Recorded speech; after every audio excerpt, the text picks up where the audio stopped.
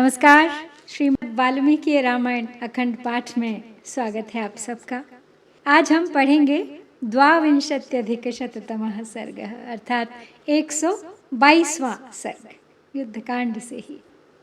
आज के सर्ग में है श्री राम की आज्ञा से विभीषण द्वारा वानरों का विशेष सत्कार तथा सुग्रीव और विभीषण सहित वानरों को साथ लेकर श्री राम का पुष्पक विमान द्वारा अयोध्या की ओर प्रस्थान। तो चलिए प्रारंभ करते हैं आज का पाठ। उपस्थितं तु तं कृत्वा पुष्पकं पुष्पभूषितम् अविदूरे स्थितो राममित्युवाच विभीषणः। स तु बद्धाञ्जलिपुटो विनीतो राक्षसेश्वरः अब्रवीत् त्वरयोपेतः किं करोमीति राघवम्। तमब्रवीन्महातेजा लक्ष्मणस्योपशृण्वतः विमृश्य राघवो वाक्यमिदं स्नेहपुरस्कृतम् कृतप्रयत्नकर्माणः सर्व एव वनौकसः रत्नैरनर्थैश्च विविधैः सम्पूज्यन्तां विभीषण।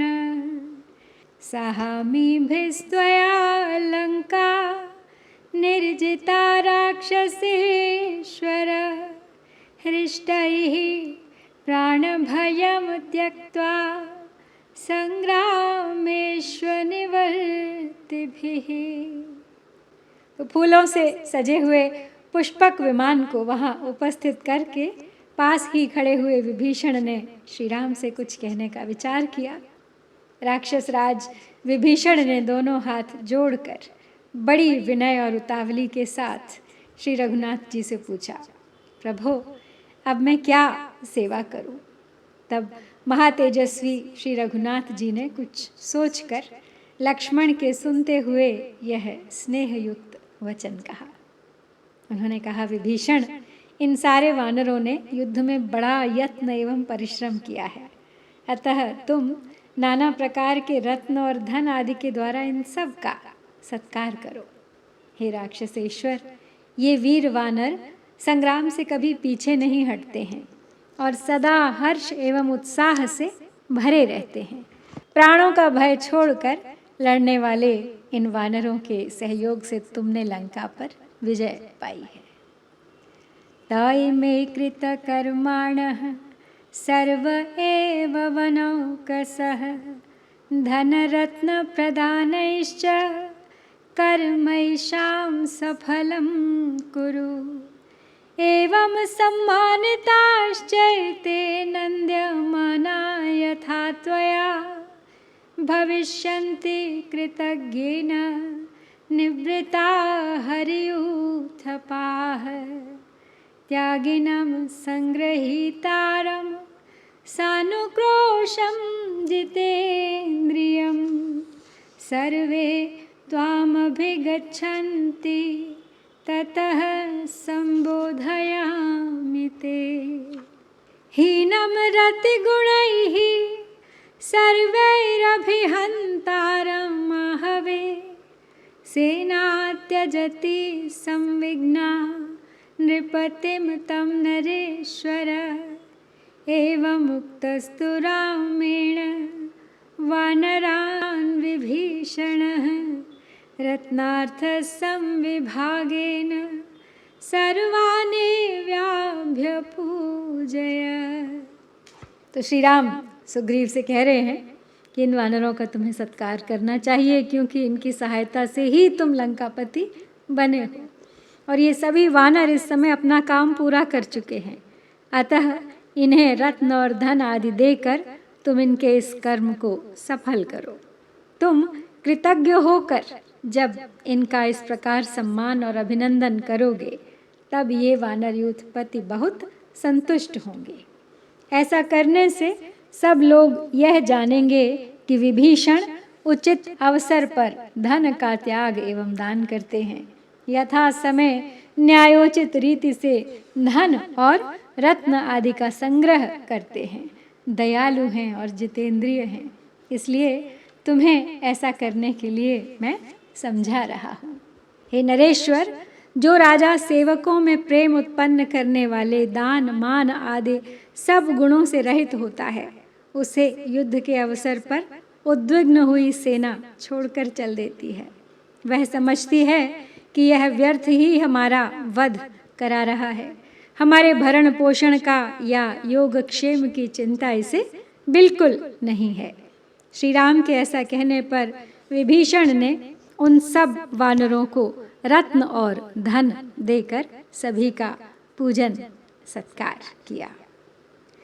ततस्तान् पूजितान् दृष्ट्वा रत्नार्थैर्हर्यूथपान् आरुरोह तदा रामस्तद् विमानमनुत्तमम् अङ्केनादाय वैदेहीं लज्जमानां मनस्विनीं लक्ष्मणेन सह भ्रात्रा विक्रान्तेन धनुष्मता अब्रवीत् स विमानस्थः पूजयन् सर्ववानरान् सुग्रीवं च महावीर्यं काकुत्स्थः स विभीषणं मित्रकार्यं कृतमिदं भवद्भिर्वानरर्षभाः अनुज्ञाता मया सर्वे यथेष्टं प्रतिगच्छत यत्तु कार्यं वयस्येन स्निग्धेन च हितेन च कृतं सुग्रीव तत्सर्वं भवता धर्मभीरुणा किष्किन्धां प्रतियाह्याशु स्वसैन्येनाभिसंवृतः स्वराज्ये वसलङ्कायां मया दत्ते विभीषणः न त्वां धर्षयितुं शक्ताः सेन्द्रापि दिवौकसः। तो उन वानर यूथपतियों को रत्न और धन से पूजित हुआ देख उस समय भगवान श्री राम लजाती हुई मनस्विनी विदेह कुमारी को अंक में लेकर पराक्रमी धनुर्धर बंधु लक्ष्मण के साथ उस उत्तम विमान पर आरूढ़ हुए।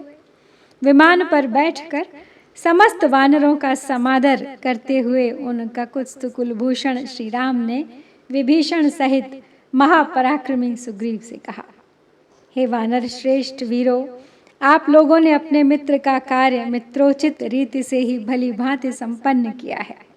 अब आप सब अपने अपने अभीष्ट स्थानों को चले जाएं। हे सखे सुग्रीव, एक हितैषी एवं प्रेमी मित्र को जो काम करना चाहिए वह सब तुमने पूरा पूरा कर दिखाया है, क्योंकि तुम अधर्म से डरने वाले हो। वानर राज, अब तुम अपनी सेना के साथ शीघ्र ही किष्किंधापुरी को चले जाओ। हे विभीषण, तुम भी लंका में मेरे दिए हुए अपने राज्य पर स्थिर रहो। अब इंद्र आदि देवता भी तुम्हारा कुछ नहीं बिगाड़ सकते हैं। अयोध्याम प्रत्ययास्यामि राजधानीं पितुर्मम अभ्यनुज्ञातुमिच्छामि सर्वानां मन्त्रयामि वः एवं मुक्तास्तु रामेण हरीन्द्राहरयस्तथा ऊचुः प्राञ्जलयः सर्वे राक्षसश्च विभीषणः अयोध्यां गन्तुमिच्छामः सर्वान् नयतु नो भवान् मुद्युक्ता विचरिष्यामो वनान्युपवनानि च दृष्ट्वा त्वामभिषेकार्द्रं कौसल्यामभिवाद्य च अचिरादागमिष्यामः स्वगृहान् नृपसत्तमा एवमुक्तस्तु धर्मात्मा वानरैः स विभीषणैः अब्रवीत् वानरान् रामः स सुग्रीव विभीषणा। तो श्री राम अब विभीषण को, सुग्रीव को, सबको कहते हैं कि वो अपने अपने स्थान पर लौट जाएं, और क्योंकि अब मैं शीघ्र से शीघ्र अपने पिता की राजधानी अयोध्या को जाना चाहता हूँ, इसके लिए आप सब लोगों से पूछता हूँ और सबकी अनुमति चाहता हूँ। तो श्री रामचंद्र जी के ऐसा कहने पर सभी वानर सेनापति तथा राक्षसगण विभीषण हाथ जोड़कर कहने लगे, भगवान हम भी अयोध्यापुरी को चलना चाहते हैं, आप हमें भी अपने साथ ले चलिए, वहाँ हम प्रसन्नता पूर्वक वनों और उपवनों में विचरेंगे। हे नृपश्रेष्ठ, राज्याभिषेक के समय मंत्रपूत जल से भीगे हुए आपके श्री विग्रह की झांकी करके माता कौशल्या के चरणों में मस्तक झुकाकर हम शीघ्र अपने घर लौट आएंगे। विभीषण सहित वानरों के इस प्रकार अनुरोध करने पर श्री राम ने सुग्रीव तथा विभीषण सहित उन वानरों से कहा, प्रियात् प्रियतरम लब्धम यदहम ससुहृज्जनः सर्वैर्भवद्भिः सहितः प्रीतिम लप्स्ये पुरीं गतः। क्षिप्रमारोह सुग्रीव विमानं सह वानरैः त्वमप्यारोह सामात्यो राक्षसेन्द्र विभीषण।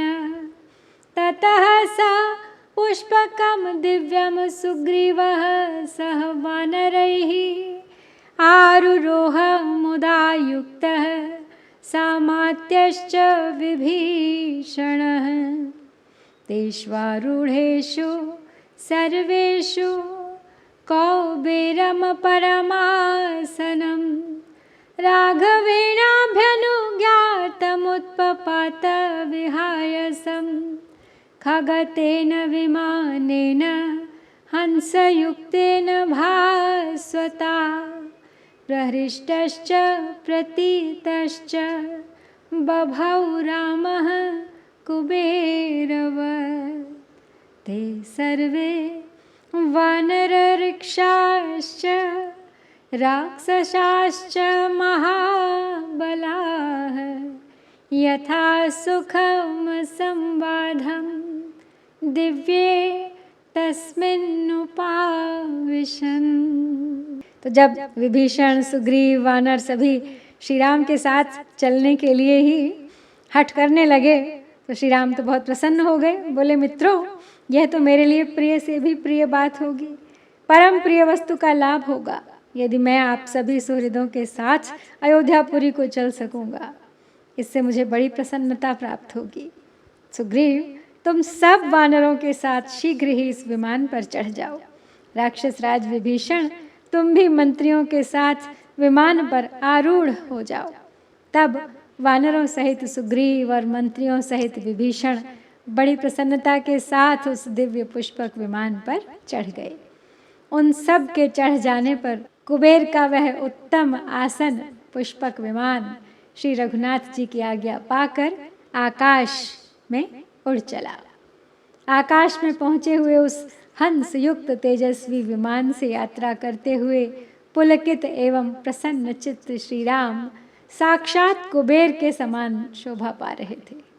वे सब वानर, भालू और महाबली राक्षस उस दिव्य विमान में बड़े सुख से फैल कर बैठे हुए थे। किसी को किसी से धक्का नहीं खाना पड़ता था। तात्पर्य है कि बहुत बड़ा था वो विमान जिसने विभीषण और उनके मंत्रियों को संभाल रखा था, सभी वानरों को सुग्रीव सहित संभाल रखा था। तो इस प्रकार श्री राम के अयोध्या प्रस्थान के साथ हम श्री वाल्मीकि निर्मित आर्ष रामायण आदि काव्य के युद्धकांड में 122वां सर्ग पूरा करते हैं। इत्यार्षे श्रीमद् रामायणे वाल्मीकिये आदि काव्ये युद्धकांडे 22अधिकशततमः सर्गः। ओम श्री सीतारामचंद्राभ्यां नमः।